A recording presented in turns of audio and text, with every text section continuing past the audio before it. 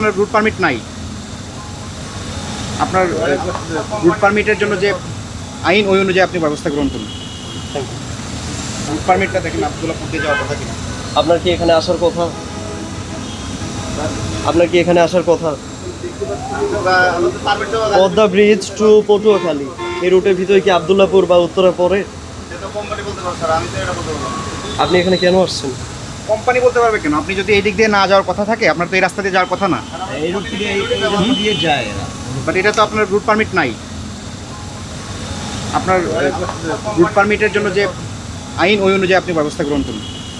বাসটিকে তারা জরিমানা করছেন এবং মামলা দিচ্ছেন, অর্থাৎ যেহেতু তাদের রুট পারমিট নেই সেক্ষেত্রে তাদের বিরুদ্ধে ব্যবস্থা নেওয়া হচ্ছে। আসলে ওনার তো রুট পারমিট নাই এবং রুট পারমিটে মামলা করার মতো স্পেসিফিক ধারা আমাদের পজ মেশিনে নাই। তো সেই জন্য হচ্ছে 89/2 সড়ক পরিবহন আইনের সেখানে হচ্ছে আনঅথরাইজড ভেহিকেল দিয়ে আরপি ভায়োলেশন অ্যাড করে কমেন্টস অ্যাড করে 2500 টাকার মামলা করে দেওয়া হয়েছে। জি।